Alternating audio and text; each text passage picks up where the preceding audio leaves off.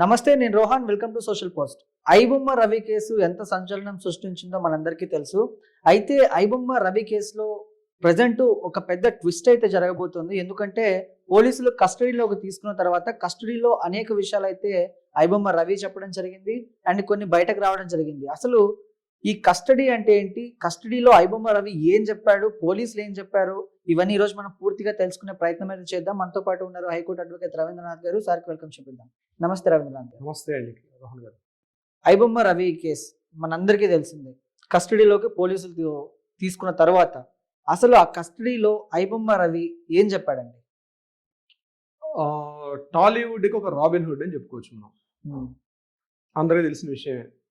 గడిచిన వారం రోజులుగా 10 రోజులుగా నడుస్తున్నటువంటి వార్తగా మనం దీన్ని చెప్పుకుంటాం. ఐబొమ్మ రవి ఈయన మీద పైరసీ చేశాడు. పైరసీ చేసి ఈయన సోషల్ మీడియా ప్లాట్ఫామ్లో తన ఓన్ ఛానల్స్లో దీన్ని కాపీ రైట్స్ ఉల్లంఘన చేసి ఆ సినిమాల్లో వాటన్నిటిని కూడా తను పబ్లిష్ చేసుకున్నాడు. కాబట్టి ఈయన మీద యాక్షన్ తీసుకుంటామని మొదట్లో చెప్పినప్పటికీ కూడా తర్వాత ఏం చేశారంటే మొదటి ఎఫ్ఐఆర్లో కేవలం 3 సెక్షన్లు పెట్టినప్పటికీ తర్వాత మరికొన్ని సెక్షన్లు జోడించి అతని మీద ఒక రకమైనటువంటి దాని ఏమంటే ఉన్నవి లేని సెక్షన్స్ కూడా పెట్టి ఆయన లోపల పెట్టడం మాత్రం ఇది వాస్తవం.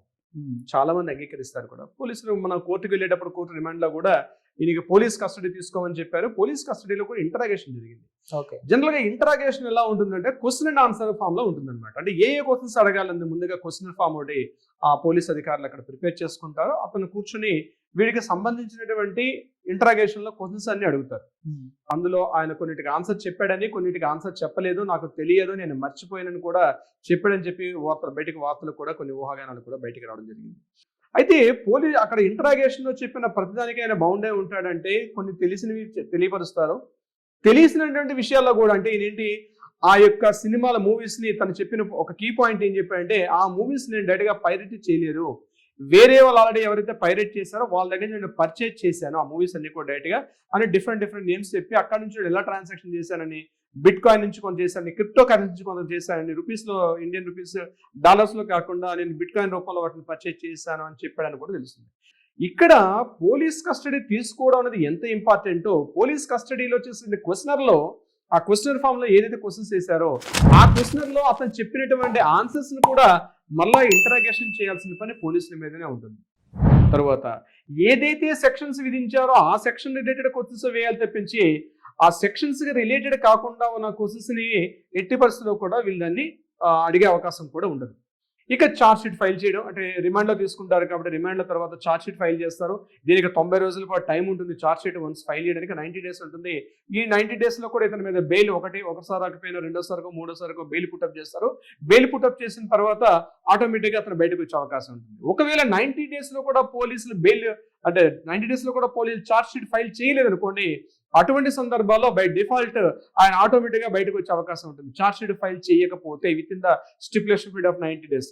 కొన్నిసార్లు పోలీసులు ఏం చేస్తారంటే 90 డేస్ టైం సరిపోయిన తర్వాత కూడా మళ్ళీ కోర్టుకు వెళ్ళి మాకు 90 డేస్ టైం సరిపోవట్లేదు, మరి కాస్త టైం ఎక్స్టెన్షన్ చేయమని చెప్పి కోర్టును అడిగే సందర్భాలు కూడా చాలా సందర్భాలు ఉంటుంది. అటువంటి సందర్భాల్లో ఇతన్ని ఎక్స్టెన్షన్ చేయొచ్చు, లేకపోతే కోర్టు యొక్క ఆర్డర్గా ఇతను బెయిల్లో మళ్ళీ బయటకు వచ్చే అవకాశం కూడా ఉంటుంది. ఏదేమైనప్పటికీ కూడా అది రేపా ఎల్లుండా లేకపోతే 1 month 1 week అని చెప్పకపోయినా డెఫినెట్ గా ఐబొమ్మ రవి అని మనం అనుకున్న వ్యక్తి ఎవరైతే ఉన్నారో తప్పనిసరిగా బెయిల్ ద్వారా బయటకు వచ్చే అవకాశం మాత్రం ఉంటుంది. అయితే ఇక్కడ విషయం ఏంటంటే ఇది ఇప్పుడైతే సినిమా రంగానికి రిలేటెడ్ గా ఉంది కాబట్టి ఇది కాస్త కాంట్రవర్షియల్ లో అన్నది జరిగింది. ఇక్కడ ఈ రోజు ఐబొమ్మ రవి స్టాప్ చేయడంతో మొత్తం ఆగిపోయిందా, ఏదో మొత్తం అంతా కూడా పైరేట్ ఆగిపోయింది అంటే పైరేట్ మొత్తం ఆగిపోలేదు, ఇంకా వేరే ఛాన్సెస్ రకరకాలుగా వస్తుంది. ఈ విషయాన్ని మనకి ఇంతకుముందు అదనపు కమిషనర్ మన సివి ఆనంద్ గారు కూడా ఒకసారి స్పష్టంగా మన ప్రెస్ మీడియాలో కూడా మాట్లాడుతాయని చెప్పడం జరిగింది. దీన్ని అరికట్టలేము. కొంతమంది వ్యక్తుల్ని ఎవరినో క్లోజ్ చేసినంత మాత్రాన ఈ యొక్క మొత్తం పైరేట్ని మొత్తం కూడా ఆపేయడం అనేది హైలీ ఇంపాసిబుల్ అని చెప్పి కూడా సివి ఆనంద్ గారు కూడా సందర్భంలో మాట్లాడడం కూడా జరిగింది. ఇక ఈయన ఇంటరాగేషన్స్ ఈయన మీద పెట్టిన సెక్షన్స్ ఏవైతే ఉన్నాయో ఒకటి ఏంటంటే యాజ్ ఎ సిటిజన్ గా ఆయన కొన్ని రైట్స్ ఉంటాయి. ఆయన తప్పు చేశాడా, నేరం చేశాడా, నేరం చేయలేదా, అది కూడా ఆ క్రిమినల్ బౌండరీస్ ఏదైతే ఉన్నాయో లీగల్ బౌండరీస్ వరకే పరిమితికి ఉంటుంది. ఈయన మీద ఉన్నటువంటి సెక్షన్స్ అన్ని కూడా బిలో 7 years అబోవ్ 7 years అంతా కూడా మనకి అక్కడ కన్సిడర్ చేస్తుంది కోర్టు అన్నది. దీని మీద వాదోపవాదనలు, క్రాస్ ఎగ్జామినేషన్స్, అలాగే ఎవిడెన్సెస్ ప్రొడ్యూస్ చేయడం అనేది ఇవన్నీ కూడా ఇట్స్ ఎ లెంగ్తీ ప్రాసెస్. నేను అనుకోవడం ఏంటంటే ఇదంతా జరగడానికి ఒక 3 years 4 years పడుతుంది. ఎందుకంటే మీ ఎగ్జామ్ చెప్తా రీసెంట్గా అదే ఒక సినీ నటి ఇంతకుముందు ప్రత్యూష్ అని చెప్పి ఒక ఆమెది 20 ఏళ్ళ నుంచి ఆమె జరిగిన మర్డర్ని సిద్ధార్థ రెడ్డి అనే వ్యక్తి మర్డర్ చేశారంటే అది ఇప్పటికీ సుప్రీంకోర్టులో ఉంది. సుప్రీంకోర్టు ఈ రోజు 22 ఇయర్స్ అయిపోయింది. ప్రత్యూష్ అనే అమ్మాయిని ఇప్పుడు 22 ఏళ్ల క్రితం 2001, 2002 subject to the correction. So ఆమెని మర్డర్ చేశారు. ఆమెని నెక్లెస్ రోడ్లో ఉన్నటువంటి అప్పుడప్పుడే ఎదుగుతున్నటువంటి ఒక వర్ధమాన్ నటేవాడు ఆమెని మర్డర్ చేశారు కొంత సిద్ధార్థ రెడ్డి అని చెప్పి. ఒకప్పుడు ఆయన కూడా ఒక ప్రొడ్యూసర్గా ఉండేది, మర్డర్ జరిగింది, ఆమె చనిపోవడం జరిగింది. దాని మీద రెగ్యులర్ న్యూస్ వచ్చింది. అంటే ఒక మర్డర్ కేసునే 25 సంవత్సరాల పాటు తీసుకెళ్ళినటువంటి లీగల్ వ్యవస్థది. బీయింగ్ ఎన్ అడ్వకేట్ గా నేను ఆ మాట అనకూడదు, కానీ వాస్తవం నేను చెప్తున్నాను. సుప్రీంకోర్టులో కూడా రీసెంట్ గా కోర్టు మీద జడ్జిమెంట్ వచ్చే టైం కూడా నిన్న జడ్జిమెంట్ కాపీని కూడా పక్కన పెట్టడం జరిగింది. ఇంకా డిస్కషన్స్ అవుతూ ఉన్నాయి. సో ఈ రోజు ఐబొమ్మ రవి అతను ఏదైతే చేశాడో ఈ కాపీ రైట్స్ చట్టం మీద ఏదైతే ఉందో కాపీ రైట్స్ చట్టం మీద ఈ చుట్టూ కేసు అంతా కూడా కాపీ రైట్స్. ఈయన మర్డర్ చేసే లేదు, లేకపోతే ఈయన ఎవరిని ఆస్తులను ధ్వంసం చేసే లేదు, లేదా ఫైనాన్షియల్ ఆర్థిక నేరగాలేం కాదు, పెద్ద పెద్ద ఆర్థిక నేరగాలు తిరుగుతున్నారు. ఇక్కడ నేరస్తుడు అనేవారు తప్పించుకోకూడదు. తప్పనిసరిగా అయితే మనకు కోర్టు విధానం ఏంటి, కోర్టు యొక్క తప్పులు ఏంటంటే 100 తప్పులు చేసినోడైనా బయట ఉన్న పర్లేదు, కానీ ఏ తప్పులు చేయడం లోపల ఉండకూడదు. సో దీనిలో ఏంటంటే ఇక్కడ ఇతను కంపేర్ చేస్తే మిగిలిన విషయాలతో కంపేర్ చేస్తే అంత పెద్ద ఇది క్రిమినల్ చరిత్ర ఉన్న వ్యక్తి కాదు, లేకపోతే మర్డర్ చేసేలేదు, రేపులు చేసేలేదు, లేకపోతే భారతదేశంలో ఆర్థిక యంత్రాంగం చెంది పెద్ద ఉగ్రవాది కాదు, లేదా దేశద్రోహం కేసు కూడా కాదు. మరి పైలట్ అనేది దేశద్రోహం కేసు కింద వస్తుందా రాదా? కొంతమంది వ్యక్తులు చేస్తున్నటువంటి వాళ్ళ మూవీస్ ని ఇతను పైరేట్ చేసి కొంతమందికి హీరో అయ్యాడు. రాబిన్ హుడ్ అంటే అదే కదండి. రాబిన్ హుడ్ అంటే ఏంటి? ఉన్న వాళ్ళని కొట్టడం, లేని వాళ్ళకి పంచడం, ఇదే కదా యాక్చువల్లీ స్టేట్మెంట్ అది. మరి ఆయన చేసిన పని అదే కదా.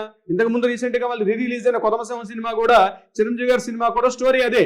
ఉన్న వాళ్ళ దగ్గర దోచుకోవడం, లేని వాళ్ళకి పంచడమే కదా. మరి రియల్ స్టోరీ అంటే అది రియల్ స్టోరీ, ఇది రియల్ స్టోరీగా ఐబొమ్మ రవి గారు చేశారు. సో నేను యాజ్ బీయింగ్ ఎన్ అడ్వకేట్ గా నేను న్యాయ వ్యవస్థను ఎక్కడ తప్పు పట్టట్లేదు, ఈయన నేను సమర్థించే విషయం కూడా నేను చేయట్లేదు.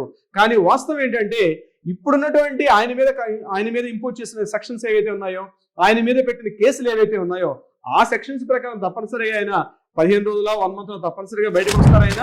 బట్ ఇక్కడ విషయం ఏంటంటే ఆయన బయటకు వచ్చిన తర్వాత ఆయన యొక్క ప్రాణానికి ఎంతవరకు రక్షణ ఉంటుంది అన్నది కూడా వెరీ వెరీ మోస్ట్ ఇంపార్టెంట్. ఎందుకంటే ఇక్కడ కేవలం అతను పైలట్ కూడా అతని చేతిలో కొన్ని కోట్ల డేటా కూడా ఉంది. సో కోట్ల డేటా ఉంది కాబట్టి కామన్ మెన్ గా పబ్లిక్ లోకి వచ్చి తిరగగలుగుతాడా, తిరగగలలేడా, అది వెరీ వెరీ మోస్ట్ ఇంపార్టెంట్. ఎందుకంటే ఆయనకి కరేబియన్, ఆయనకి అక్కడ సిటిజన్షిప్ కూడా తీసుకున్నాడు ఆయన. మరి అక్కడికైనా వెళ్తారా? ముఖ్యంగా నేను ఆలోచిస్తుంది ఆయన బెయిల్ మీద బయటకు వచ్చినప్పుడు కూడా ఆయన ప్రాణానికి రక్షణ ఉంటుందా ఉండదా అన్నది చాలా మోస్ట్ ఇంపార్టెంట్.